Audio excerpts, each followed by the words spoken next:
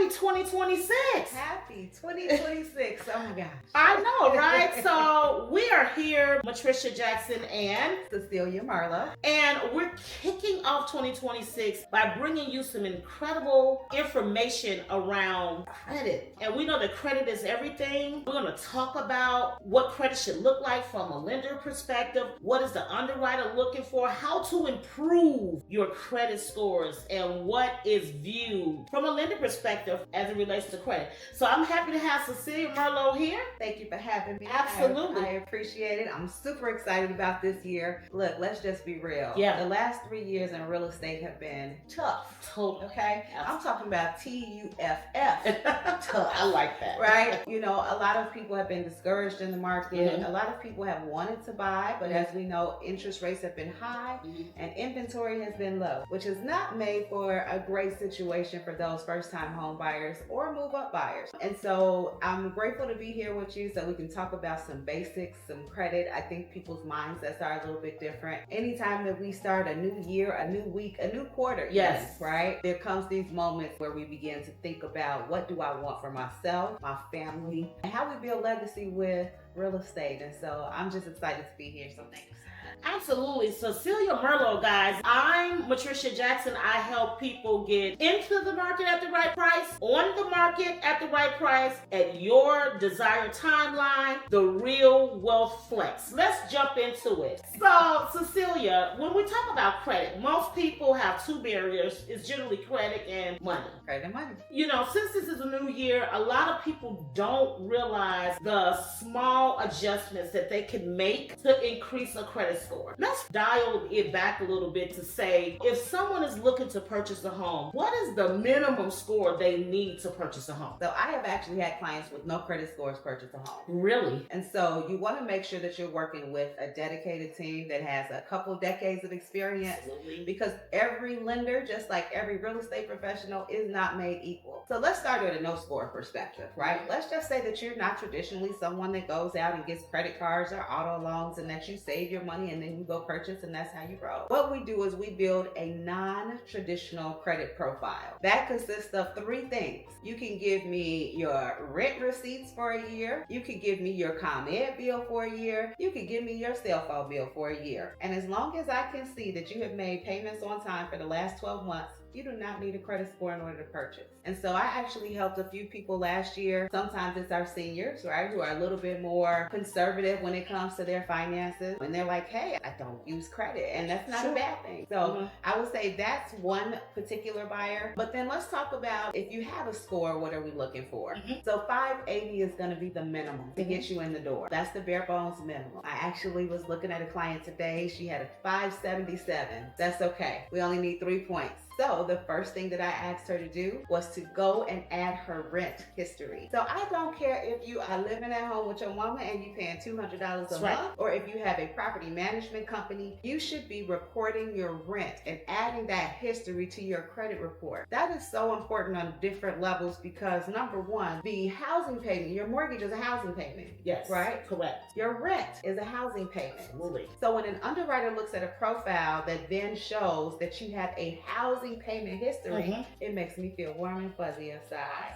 It actually builds your score. So I've seen people to add their rent to their credit report and the score has jumped anywhere between 20 to 60 points depending on the full profile. So I say add at least 12 months. If you do 24 months, you're probably going to get more bang for your buck. It's generally somewhere about $5 to add that to each of the bureaus per month. So if we're talking about 12 months, we're talking about an investment of $60. Yeah. And so a lot of times just doing that one little thing will help people to get over the hump in terms of what that minimum credit score will be. I think that is such an underused attribute that will really help people's scores increase. And just like, as you say, not just increasing it, but actually looking at it as a house payment history. And you're having a positive history, which means that when the underwriter is looking at you, they're looking at your profile as this is someone that really has it together. together. But if there isn't a score, so I really believe that a lot of times it's overthinked in terms of where I am. I've made some bad choices because I didn't know. I didn't know how this would impact my credit score. And let me just share with you all that's very important as you are tuning in and listening to this very important segment, is that credit education starts generally when someone wants to use it, right? Absolutely. You don't really know the nuances, but I will say this, and I tell people this far too often: do not perform open heart surgery on yourself. Please don't. No surgeon operates on itself. And no matter how bad your credit may appear to be, a lot of people believe, Cecelia, that's what's on their credit is affecting their credit. And that's not always true. Just because you see it doesn't mean that it is reporting as a negative item that actually hinders, or I would say punch back your score. And I told people, don't inadvertently do that to yourself. However, we want to continue to talk about building on a credit score, but don't do it alone. Really, at the end of the day, everyone gets an annual credit report. So annualcreditreport.com. You get it once a year for free. Then you can see what's on your credit. And it's good to monitor your credit. What would you say is the best monitoring company app? So my favorite is myfico.com. So again, from an educational perspective, we've been hearing in the news a lot MyFICO 8. Most of us don't know that MyFICO 8 is actually because there are 8 different credit models that are out there. So when you go and apply for an auto loan, there's a specific model that they pull. When you go and you apply for a credit card, there's a specific model that is pulled. When you come to a mortgage lender, there's a specific model. So I always actually tell people, again, purchasing a house, you start to invest in yourself before you purchase the actual house. So MyFICO does have a monthly cost, but it is one of those things that I like because you can see your mortgage score. So whatever you see on there is what I'm going to see when I pull it. I literally had a client who went and did something they weren't supposed to. 3 days before closing, I said, I need you to go undo that. Here's how you do it. I said, and then go back to MyFICO. You're going to get a ding. As soon as it reports, you're going to get a ding. And when it does, I need you to let me know. As soon as it dinged, he let me know. I was able to go in. The score was back. So when you're monitoring your score, you want to monitor it with a certain lens. MyFICO will actually tell you,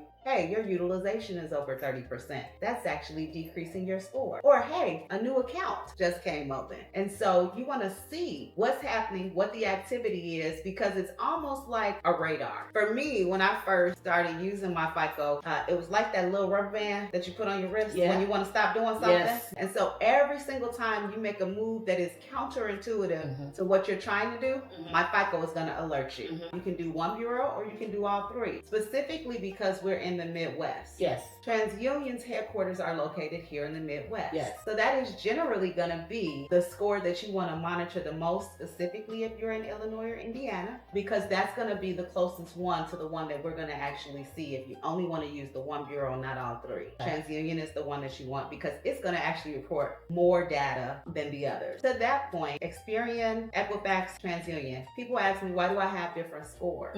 Different information is reported to different bureaus. Sure. So I might have a Macy's card and they might only report to TransUnion. But then if I have an auto loan, they may report to all 3 bureaus. So that's where the score differences come in. But MyFICO is a great app to use if you're looking to get on path and then you want to monitor yourself and your own activity and behavior. Because buying real estate is a mindset. You got to be willing to take the action. Matricia and I can talk to you all day long, but it's a mindset conversation and you just want to have the tools. And please don't do it yourself. So Cecelia has given us some resources. It's myfico.com that is pretty much closer to what you would consider to what a mortgage lender would be looking for. I know there's others out there, but we're talking about the one to get you ready or for you to have the proper monitoring as it relates to your score. So that's your first tool. The resource is MyFICO. Get the MyFICO app, and tracking your actual credit scores makes the difference. Now, we're going to talk about some additional things. She gave one very good gem nugget that could actually help improve your credit score. Then the next thing we talked about the Experian, Equifax, and TransUnion for home purchasing. But let's talk about the understanding of your credit as it relates to good behavior, responsible behavior relating to your credit. You mentioned utilization. So let's take some round number of utilization so that we can understand pressures put on your credit score when it's released. So we know that the rule of thumb is 30% utilization utilization or less is what you want to try to keep your credit cards revolving debt. I would say take it to 25%. I'm always that person that, hey, if it says this, I kind of want to be under.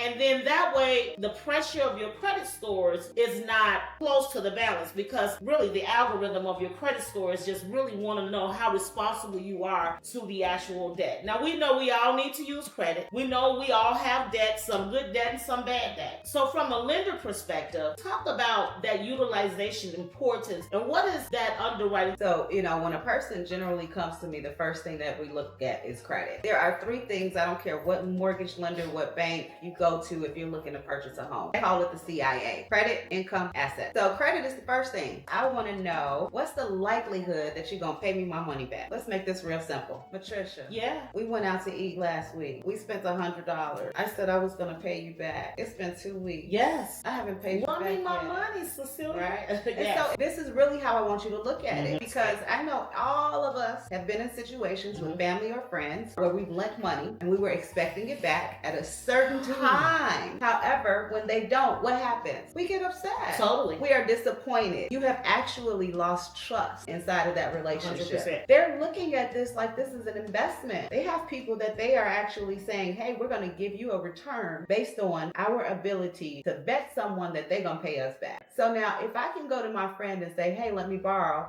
and then I pay it back on time or even early, that makes my friend really happy. So It makes the bank happy. So when we're talking about utilization, we want to know, I gave you $1,000. Did you spend more than $300? Did you pay the balance early? Are you making the minimum payments? Are you paying late? Is it a slow pay? So all of that goes into this algorithm when we're looking at credit. So generally speaking, early is on time and on time is late. And so if your due date, and this is the other thing that we don't often look at, most of us either pay our bills on the 1st, maybe sometimes the 1st and the 15th, depending on how we're paid. I want you to start looking at your credit card statements and what the due date is, because the due date is going to tell when that creditor is expecting their money. If it's due on the 22nd and you paid it on the 1st, well, great, because that actually shows that you are being proactive around the balance that they've given you, and that actually factors in. So utilization is important, but timing of payments is also important. I want to say the last time that I looked, if you have a late payment of 30 days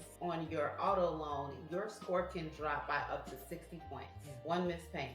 And so that's just how impactful it is. absolutely. Right? So you stop trusting me as a friend. My FICO says, hey, look, we're going to show you how much of a bad thing that is. Yes. So you definitely want to make your payments on time, early if possible. And then also if you can make a little bit more than the minimum payment is always good as well. But that utilization portion, that 30%, that should be the top if you're trying to optimize your score. I recently heard it's best at 10%. Okay, good. So she say it's best at 10%, and we're gonna go with what we know. You talked about the impact of missing payments. Yes. Huge. Huge. Huge, and it hurts. If you miss a payment Big and it deal. drops to 60, it hurts. And let me just say this to you guys. Whoever's looking to sell, move to another home, purchase investment property, how to avoid missed payments, I'm going to suggest put it on auto for the minimum payment at least. Then even if the minimum payment is $30, but at least you have that pen in there every month that could avoid mistakes that happen. Question for you. We're talking about credit, guys. We're sitting here with Cecelia Marlow and Matricia Jackson, and I want you to also say,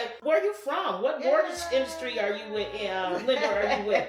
Who? So what company? I'm super excited. I've been in this business over 20 years. I am currently with Inspire Mortgage, but I've worked for the biggest bank, worked for the medium banks, and now we are an independently owned bank and mortgage company. And so I'm super excited that we get to have these candid conversations with individuals, everyday folks just like us. I was born and raised on the south side of Chicago, and so just being able to share information in a way that's non-threatening has always been a big deal for me. I think sometimes we're just afraid to call the bank. So let me tell y'all, I'm the bank. Yes. You can call me. I Absolutely. promise. It's a no judgment zone. We don't know what we don't know oftentimes. Inspire Mortgage. Awesome. And so Cecilia's with Inspire Mortgage. She is, I'm going to say, a sister of mine. I just hate to be so general after knowing each other for such a long time, but really true to the game. And let me say this, experience really does matter. I'm excited as well as we sit and have this conversation, we're having a conversation because our goal collectively is to help and to educate and to take the fear, the embarrassment out of our credit profile. There's a sense of fulfillment that happens when you're responsible. And not only you become responsible, but people who you are raising, children, your grandchildren, then you're able to bring people to that table. And what happens is, I would say, is very important from a credit perspective. As we talk about the nuances of credits and how to increase credit, how to overcome some things that happen with your credit, you get better rates, favorable rates. You get favorable terms, not just even from a home perspective, home purchasing, but even if you were to buy a car, you get to tap into 0% interest for an X amount of period of time. And that is a lot of interest saved. And so is a lot of interest saved if you can get a lower interest rate over the life of the actual loan, right? Absolutely. And so we're breaking down credit barriers and helping you to understand a better way to view your credit and not be anxious about it, but like, let's take ownership of that in 2026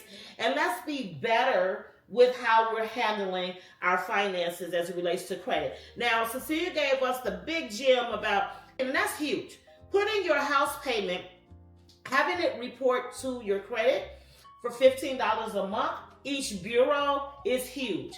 And what she said, because a lot of times we write our own narrative, and the narrative is not what you think is what it is. So if you're paying rent to your mother, if you're paying rent to your brother, whoever you're paying rent to, have it reported to you so that it's on your credit for you, so that it will count as a straight line. And let me add this, because sometimes people, when I tell them go add that rent to your credit history, they'll say, but I don't have canceled receipts or canceled checks, or I can't I don't know how am I supposed to prove that? When you sign up, because I didn't tell you that, Rental Karma, KHARMA.com. Yes. You're gonna put your landlord's information in there. They're going to ask for their first name, their last name, the address, and the phone number. They will pick up the phone. They will call them, and they will say, does Matricia live with you? Has she lived there for the last 12 months? And what has she been paying you? Has she been on time? That's your credit history. Man, that's awesome. That is the history.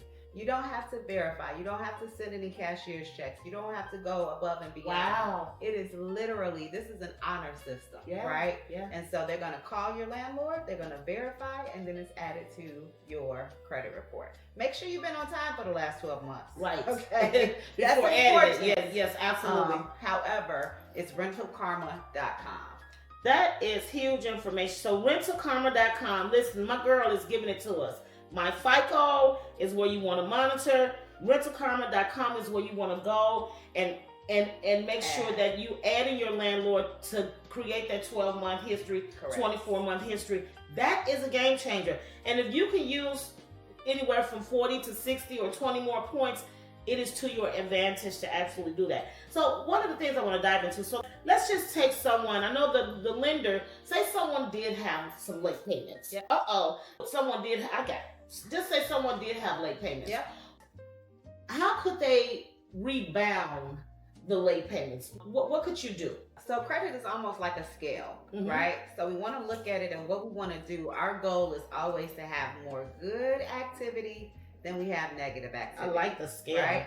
And so when we're looking at, if you go into annualcreditreport.com and you're taking a look at your own credit, or you're looking at my FICO, the goal is always to have more positive information than negative. Okay. What does more positive information look like? Okay, I got it. Life happened 2 years ago, 3 years ago. We might have had some late payments. Let's just say we had late payments last year. If we had late payments last year, it's really going to be a timing factor, right? But let's build some positive energy on top of that, right? So there are some ways that we can build positive credit history, and I'll talk about that. Love that. I don't want you to touch anything on your credit. I don't want you to dispute. I don't want you to go back and call. Yes. If it is more than 24 months old, please do not address it. Absolutely. Because it's what you said, you're waking it back up, Yes. right? So it went dormant. 24 months ago, it went dormant. Yeah. We're not thinking about it. It's not in your current algorithm. And then you called and you woke it up. I want you to leave it alone. If you see it, call me. Okay, we'll work on it together. Yes. I will tell you if we need to address it or not. There's some things that we will need to address based on dollar amounts, based on how it is showing up on the report. But there's some things that we just gonna close our eyes and we gonna not even act like it's there. Okay. That's just the reality, right? And then once we're in the house, we'll make sure that we're cleaning that stuff up, because the reality is that's an integrity thing for me, in my opinion. Yeah. Right? Yeah. So we don't want to live with negative information on our credit 1,000%. profile forever. Mhm. However, this is a strategy. You need a strategy when you're buying real estate. Amen. Right? Yes. And so one of the strategies is we don't wake up stuff that's more than 24 months old, for sure. We want to then add positive trade lines. So the rental karma is one. Another one of my favorites is a secure credit card called Open Sky, 2 Y's. Okay. Right?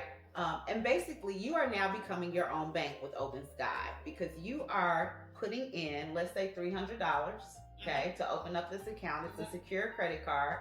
And then you're going to use it sparingly. Yes. 30%, $100. I'm sorry, $90. Yeah, we're gonna use the 30%, and so we're gonna take that card and we're gonna go buy gas. Yes. And then we're gonna go pay it off, because now what we're doing is we have some negative stuff over here, but we're gonna start building some positive stuff to counteract the negative. Okay. Okay. And that's really what we're looking to do. We're gonna make sure that we have some time.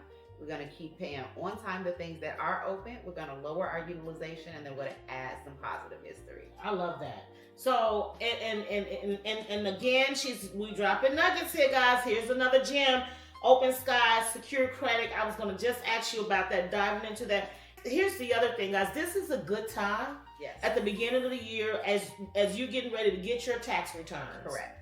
As you get ready to get your tax returns, use this as a savings vehicle. Correct. You can open up secure credit cards up to, I don't know, $1,000 for whatever you have. But it could be $2,500 that you're using your savings account. Many institutions, credit unions that you can go to, and it's a savings account, and they report this unsecured line of credit or credit card, as she mentioned, Open Sky with 2 eyes, to begin to help you build positive credit. And this is even stands true to those who don't have credit or very limited credit. Absolutely. You can just see your scores just really go up. So I love how you can begin building better credit, and then taking that same credit and making sure it is on time.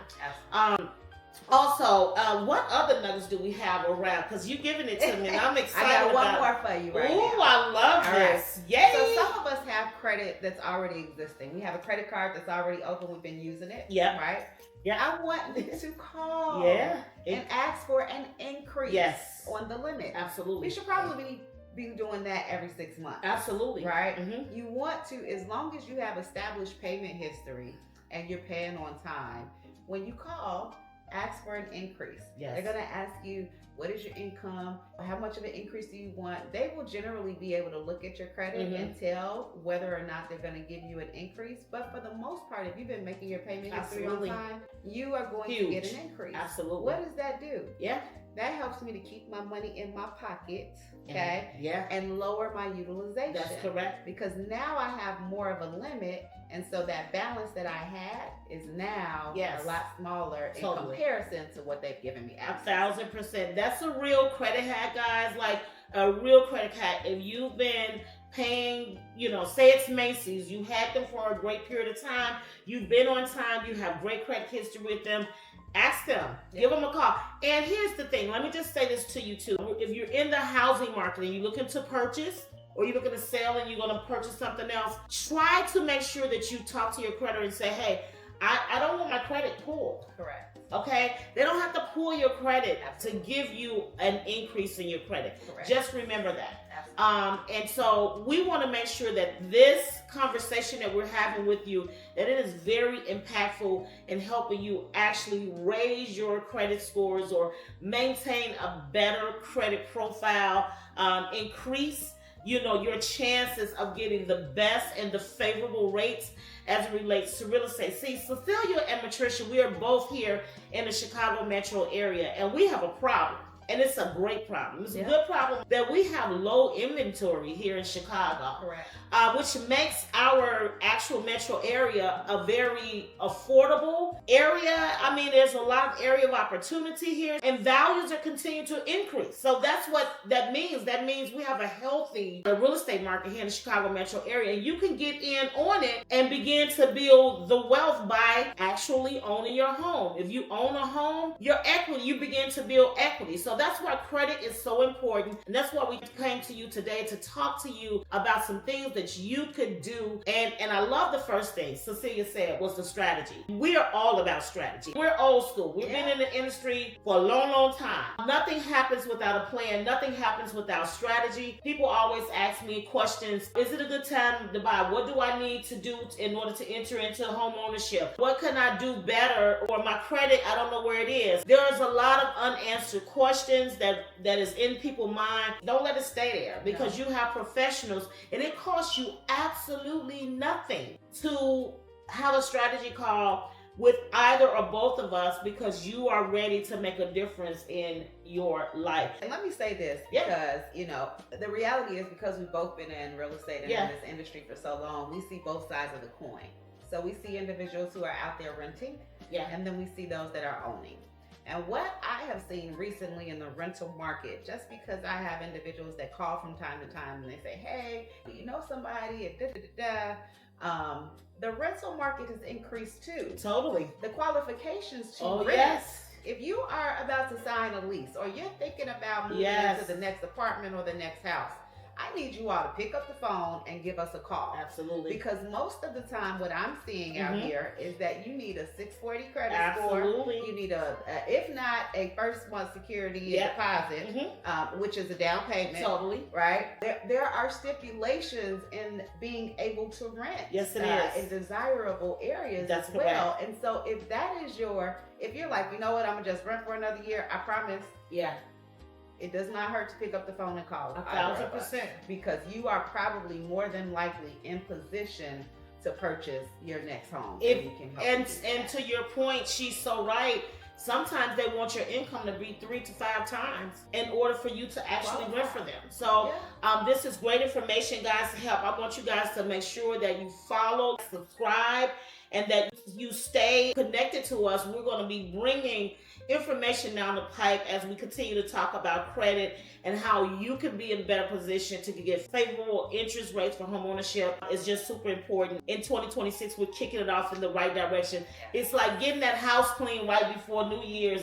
So we're cleaning up things so we can just get super ready. And it's okay. Let me just say, it's okay if you've made some mistakes. Absolutely. And you don't know, where do I start? You can start today. And I always tell people, it's not a matter of if you could buy. Correct. It's a matter of when. Correct. And so the strategy call allows you to sit with a trusted professional. And I know some of you guys are listening. What about credit repair? Well, let me answer that. Credit repair is not all what it's cracked up to be. When you're talking about people who have an extensive amount of knowledge when it comes to mortgage and financing and real estate, we know what it takes in order to get you there. Don't pay money out to do some things that you can be guided to do for free. Like today, you're getting a lot of great information and it's not costing you anything. Use us, to be able to ask us questions, and you'll find yourself in a way better position. What else do you have for me, Cecelia? You have dropped it like it's hot. I'm telling you. I love this so much. I think that, the beginning of the year brings about several, various opportunities, right? And so we're thinking about, what do we want to accomplish this year? How do we get there? Who do we need to partner with? And what I found, just being a young Black woman from the south side of Chicago, we get ready to file these taxes. So I want to touch on that real quick. Yes, please. Because a lot of people have side hustles. But before I touch on that, I also want to say that don't spend your refund check without strategizing first. Because most people, what I see at this time of the year, the car lots get real full, and people go out and buy autos that are going to cost them half of a mortgage. Yeah. I'm going to be honest with you all. One of the biggest things that impedes individuals right now from being able to purchase a home is the car you should be living in. Absolutely. 1000%. Because the car payment that you actually get and the terms that you actually get, and we all need vehicles. Yes, absolutely. Right? 1000%. But there is a part of real estate that also requires a sacrifice. Yes, it is. Right? Totally. I'll tell you my personal story. When I was purchasing my home, I will never forget little Amari. I picked him up from school one day. And he said, "Mommy, are we going to Target?" I said, "No, we're not going to Target." He said, "Mommy, can we go get McDonald's?" I said, "No, we cannot go get McDonald's." Right? And so there were different things that I had to tweak and had to begin to take a look at. Write the vision, make it plain. Absolutely. Write it down on paper. Yes. Look at how much you have coming in. I want you to look at your bank statement. See where your money is going. Right? Because the reality becomes that we spend a whole lot of discretionary income without necessarily putting money in buckets, right? And so I'm going to caution someone, I don't know who, from going out and buying that car this tax refund season. And I want you to instead make the sacrifice for you, your family, to invest that in something that is actually going to be a tangible, appreciating asset. Totally. Right? Yes. On average, the car notes that I see on credit reports are anywhere between $700 to $1,100. That is a big chunk. Yes, of a housing pay. Yes, it is. And it is a big chunk when we start, when we are disappointed with how much we can actually afford. We can't get rid of it. It's because we've actually allocated funds in an area that should not have been allocated there in the first place. And so I don't want y'all to buy no auto loans and on cars this spring. I want you to buy some real estate, and I really want you to really think deep and hard about that particular decision. But the other thing that you have to do is you have to work with a trusted tax professional. I have seen individuals who have taken themselves out of the home ownership game for 12 months, 24 months, because the way in which they're filing their tax returns, if they have a side hustle specifically, right? So we got Uber Eats. We have all of these different ways of making money, and then we're writing off all of our income. So you can write off your income, but in order to ensure that it makes sense and that it actually, you need to talk with a professional, right? So I agree. Now, this is how to prepare for home ownership. This is making sure that you have the right canvas. Correct. Of how to prepare for home ownership. A lot of people want to know the first step. The first step is, one, you want to trust a professional, a trusted realtor, a trusted lender. And when she said how to prepare for this, is a good time to have this conversation.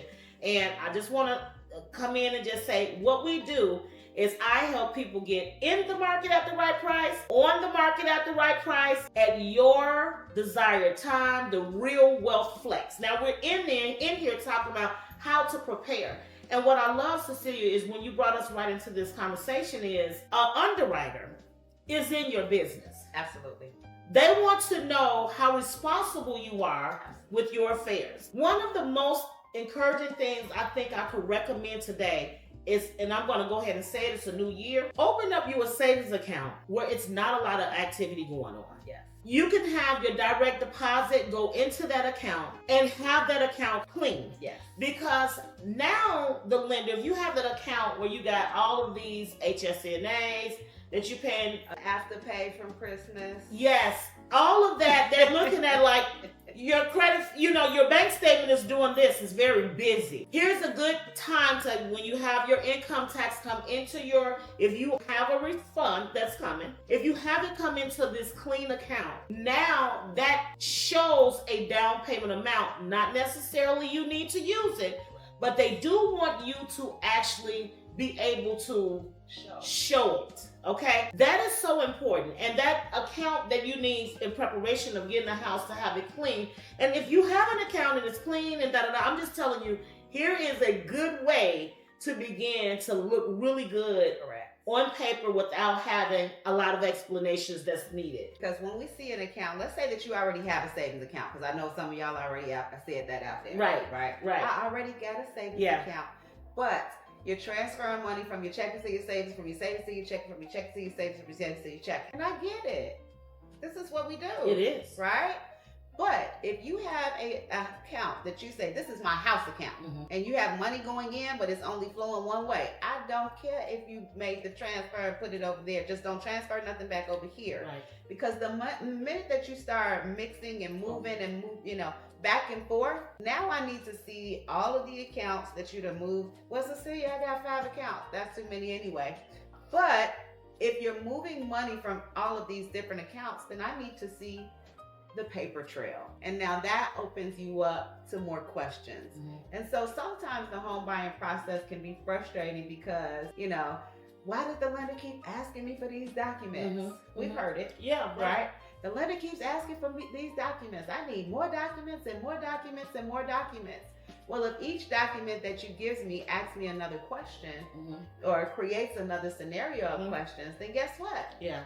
I got to know the answer. Right. And the answer is in another document. Yes. Right? 1,000%. Because the risk that I am about to loan you a couple $100,000, I need to be secure in my investment. Absolutely. Right? And Absolutely. so the bank account piece is that's a great strategy, right? Because we're talking strategy. That's a great strategy because if I have a clean account and I just have money deposited, maybe I took a couple dollars and put it over there, that's fine.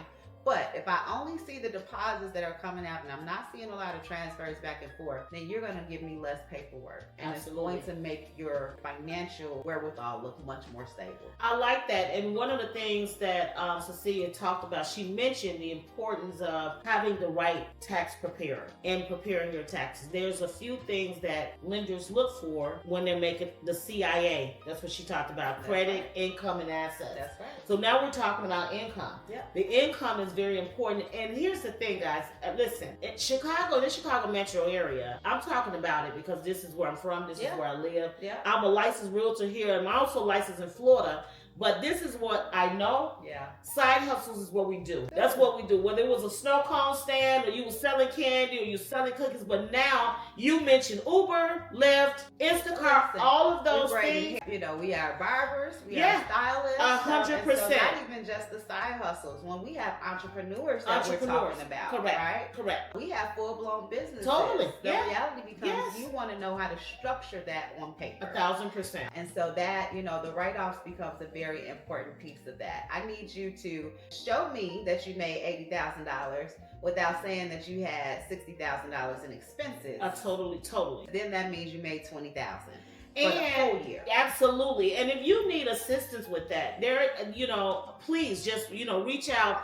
We have relationships. It's important for us to understand. That's a whole nother video segment that we can do just strictly on that. Many people that we encounter, they don't have the real education, financial literacy around taxes. Correct. And taxes is huge. Taxes is a big deal. The next thing, she said credit, she said income, and then we talked about assets. The more assets you can show, desktop underwriting, DU is one of the engines that actually qualifies you without you needing a manual underwrite. Correct. And manual underwrites are okay. But the more assets you show, what are some assets beyond the income that you get from your job? Yeah. Let's talk about assets that people don't even know that if I could show these assets, what difference does that make in that picture of getting qualified? So I'm kind of in that in-between generation. Yeah. Right? And so I toggle between, the youngins. And, quite frankly, I'm probably auntie status at this point. Yeah. Right? So what I'm seeing a lot more is, we have our bank accounts, right?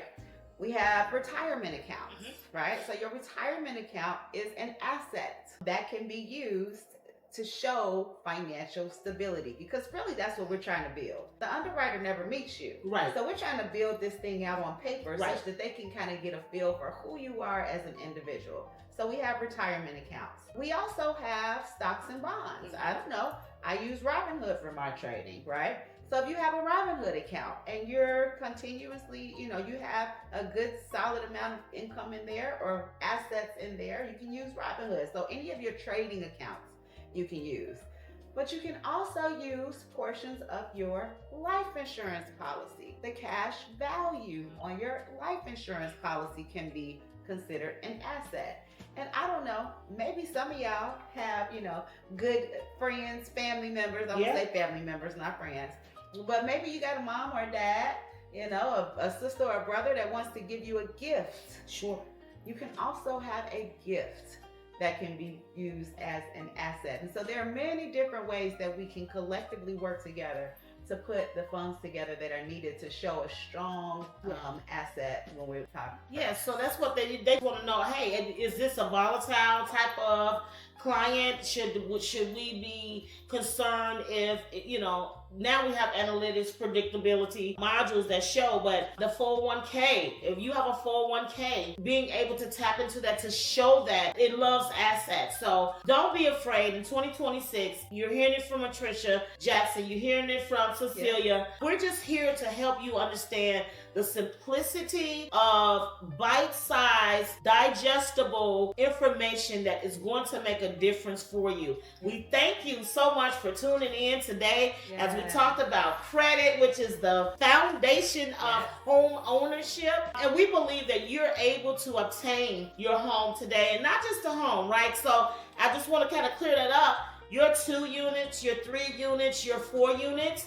Again, I said this is the wealth flex, and this is the wealth flex. Many people, I just recently had a young lady, she had been renting for years. She's 50 years old, and she ended up coming to me and say, I'm ready to buy a house. Let's buy a building. Yeah. How about you live in one house and one apartment, let the building finance you? And sure enough, she went from paying $1,500 a month in rent to paying nothing, because her 2 units in a great area as well is paying for her mortgage. Absolutely. But she gets the benefit, and she's in control now of her independency, because if a landlord decides to sell, you've invested time or maybe education for your kids here. You got to get up and move, and now she has taken her independency and she's beginning to build wealth in a big way, and you can too. Absolutely. Thank you for tuning in. I am again Matricia Jackson. I help you get in the market at the right price, on the market at the right price, at your desired timeline. The Real Wealth Flex. And Cecelia, would you give them your name and information? Absolutely. And I'm Cecelia Marlow. You all know me as the Mortgage Mom. Yay! I am with Inspire Mortgage. I'm looking forward to working with you and helping you to have homeownership as a reality this year.